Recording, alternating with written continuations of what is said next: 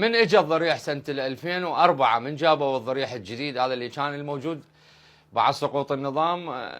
هذا كان الضريح القديم جابوه سنة 2004 لأنه هذا مشتغليه بالسبعينات وكان محجوز بإيران. فمن جابوه أنا نقاش يعني معروف بالكاظمية، فاللي كانوا مسؤولين على العتبة دزوا عليه قالوا له تعال حيدر اشتغل بتفسيخ القديم والجديد. بس صارت فد شغله بهذا الضريح الجديد، اكو فد شغله جايه هم من الايرانيين جايه، هو مو غلط بس هم يجوز يعني تركيبتهم لهاي الشغله عبالهم. كان باب العروه مكتوبه الامام محمد الجواد الامام موسى بن جعفر الله جل جلاله، فمن خلوا باب العروه جهه الامام محمد جواد هو كان الامام موسى بن جعفر، وجهه موسى بن جعفر سلام الله عليه هو الامام الجواد. فقال لهم سيد علي محمد علي الشهرستاني مات الله يرحمه، يعتبروه رائد الاعمار. ف قال لهم هذا غلط بالباب، هنا مكتوب الله جل جلاله صحيح، هنا مكتوب الامام موسى بن جعفر، هنا الامام محمد الجواد. هذا ما يصير لانه من جهه يعني من جهه الجواد مكتوب الامام موسى بن جعفر. قال لهم هذا اريد نغيره. واحد من الايرانيين كان عمره كبير بذاك الوقت، رجال شايب اتذكره، اذا طيب الله يحفظه اذا ميت الله يرحمه، حكى بنتره ويا السيد الشهرستاني يعني واقف، قال له هذا هنا ما يشتغلوا وما نشتغله احنا، هيك قام يحكي. قال هذا ما يشتغلوا هنا وما نشتغله احنا هنا، هذا 6 اشهر اذا تريد ناخذه لايران ونرجعه الباب ورا 6 اشهر.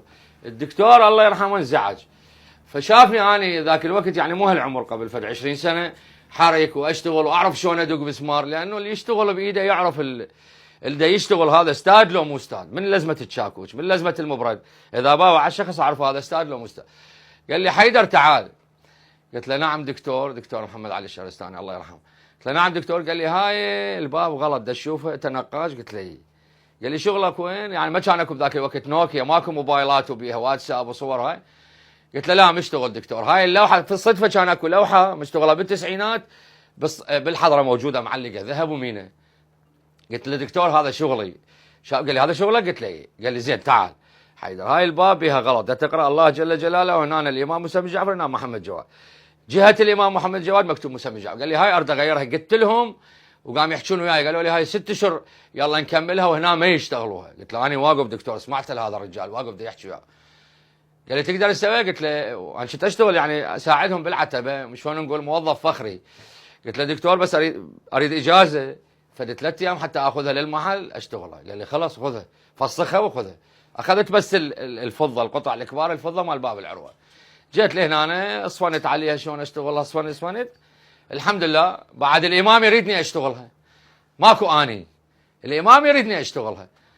المهم قعدت اصفنت شلون اشتغلها بديت افسخها شويه شويه. شلت الله جل جلاله عزلتهن عن هاي القطع، وشلت الكتاب المكتوبه الامام موسى بن جعفر، وشلت الكتاب المكتوبه الامام محمد جواد، حولت هاي القطعه لهاي القطعه لانه ما يصير نبدل.